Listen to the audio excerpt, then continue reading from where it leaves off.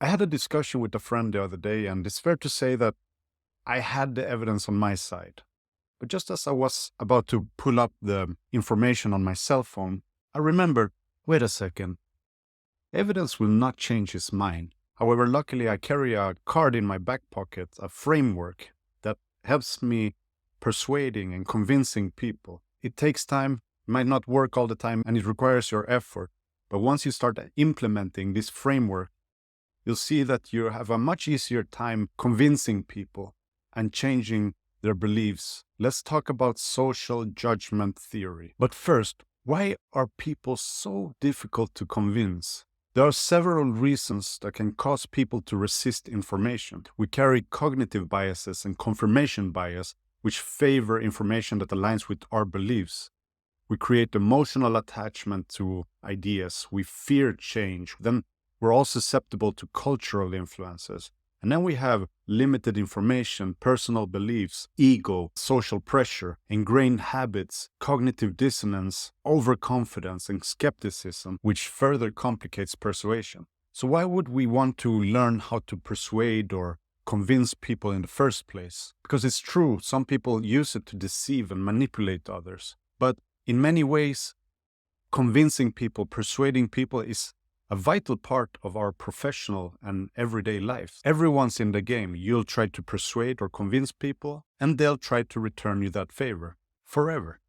It's a loop, and we do it for several reasons. We might want to promote our projects or topics to receive fundings, grants, and increase salary. Also, in a connected world like we're living today, most people have done their own research. The best experts and non-experts tell stories to convey trustworthy information. And then we might need to answer this cliche question during job interviews. Why are you the best candidate for the job? I mean, I know it's stupid, but it might improve your chances of getting the job. And then there's sales, marketing, politics, religion, relationships, babies, pets, shopping. I don't know. I don't need to sell you this point. I think you already know. Almost any human interaction requires some type of convincing or persuading. And if not for any of the reasons above, then how about to protect yourself from advertisers, salespeople, or charlatans? Like Rage Against the Machine would say, know your enemy. So seeing that it is so complicated, how can we then improve our chances to persuade others? This is where social judgment theory enters the stage. According to the social judgment theory proposed by psychologists Caroline Sheriff, Muzafer Sherif, and Carl Hovland, we all have individual ranges of attitudes towards a given issue or topic. They are divided into 3 zones or latitudes. You keep the ideas you agree with in your latitude of acceptance zone. By contrast, unacceptable or objectionable ideas enter your latitude of rejection zone.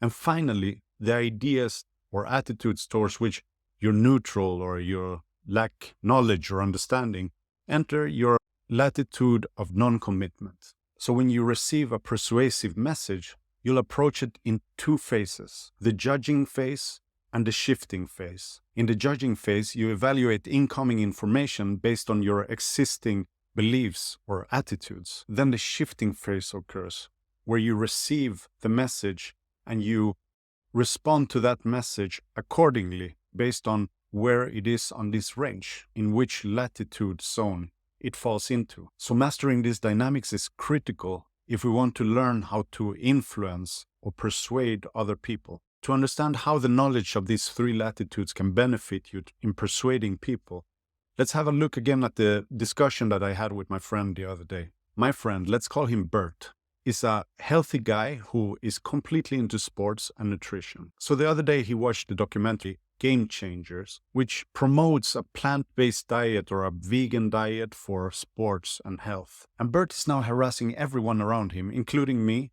with claims from that movie. Now, I'm not saying that plant-based diets or vegan diets are bad for you. In fact, I am a proponent of a balanced diet.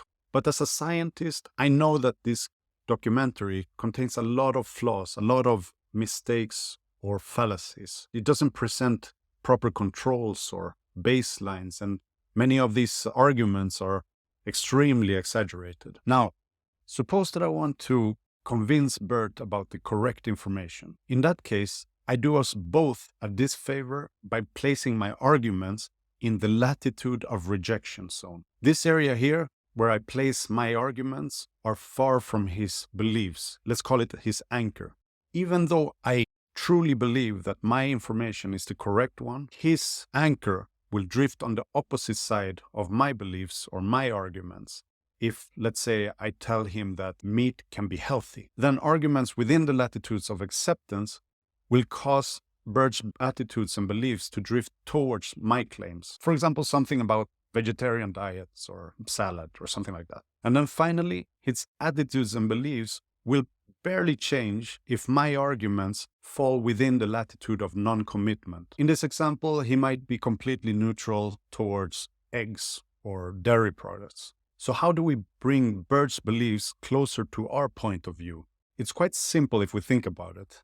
We strategically place our argument within his latitude of acceptance zone. I'll tailor my points and argument to align with aspects that he finds acceptable. For example, the benefits of incorporating plant-based foods in your diet. It's all about finding that sweet spot just at the edge of the acceptance zone, which guides the conversation towards a more open-minded discussion. But how do you know where these latitudes are or what type of latitudes people have? Well, the answer is pretty straightforward. Active listening. This is where your effort is required. Active listening includes showing interest in the person's arguments, keeping eye contact, asking genuine questions, reflecting on your opponent's opinions, and being present. So you show your opponents that you take their ideas seriously, which ultimately lowers their guards and increases their susceptibilities to your ideas. Knowing your opponent's underlying thoughts and motivations can help you pinpoint where their latitudes of acceptance zones are. I think social judgment theory is critical, both at an individual level, which teaches us to learn and also argue for our causes, but also at the societal or global level to push for a more sustainable future. So I hope this helps. Let me know in the comments below if you want more of this type of information. I can expand on the topic and give you more of this. But until next time, peace.